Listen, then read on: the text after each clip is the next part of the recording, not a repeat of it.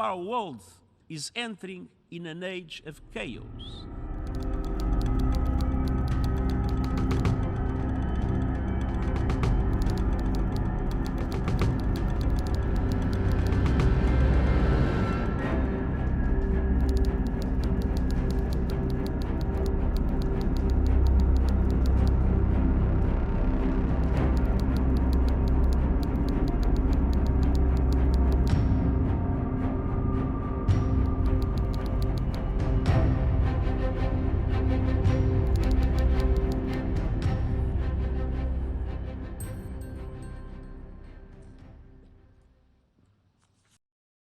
The United Nations Security Council, the primary platform for questions of global peace, is deadlocked by geopolitical fissures. This is not the first time the Council has been divided, but it is the worst. Today's dysfunction is deeper and more dangerous. During the Cold War, well-established mechanisms helped manage superpower relations. In today's multipolar world, such mechanisms are missing.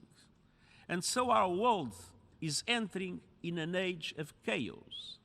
And we are seeing the result, a dangerous, unpredictable free-for-all with total impunity. Our organization was founded on the pursuit of peace. Peace is our raison d'être. Yet, as I scan the landscape of today's world, the one thing missing most dramatically is peace. And by that I mean peace in all its dimensions. As conflicts rage and geopolitical divisions grow, peace in our world is threatened. As polarization deepens and human rights are trampled, peace within communities is undermined. As inequalities explode, peace with justice is shattered. And as we continue our addiction to fossil fuels, we make a mockery of any notion of peace with nature. We need to strengthen and renew global peace and security frameworks to deal with the complexities of today's multipolar world.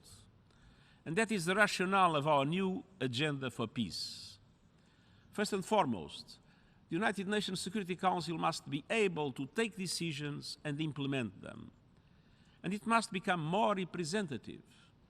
It is totally unacceptable that the African continent is still waiting for a permanent seat. And the Council's working methods must also be updated so that it can make progress even when members are sharply divided. The new agenda for peace addresses strategic risks through a recommitment to eliminating nuclear weapons and stepped-up efforts to prevent conflict.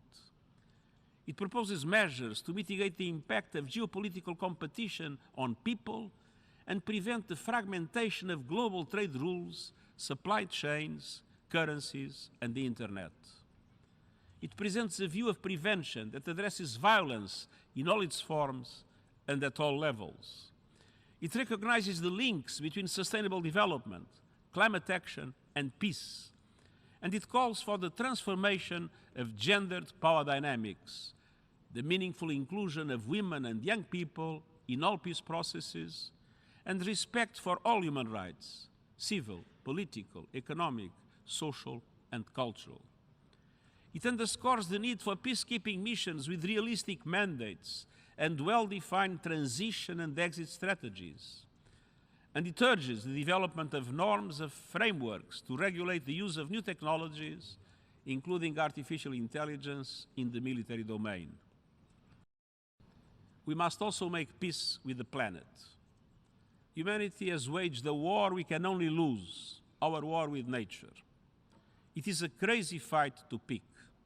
We are detonating systems that sustain us, spewing out emissions causing our climate to implode, poisoning land, sea, and air with pollution, and decimating biodiversity, causing ecosystems to collapse. We have many important milestones, including October's UN Biodiversity Conference, November's COP29, and December's conference on the UN Convention to combat desertification. Excellencies, the climate crisis remains the defining challenge of our time. And the coming years will largely determine whether we can limit global temperature rise to 1.5 degrees. To stay within that limit, we must cut emissions 45% by 2030 compared with 2010 levels. And we need emissions to have peaked by 2025.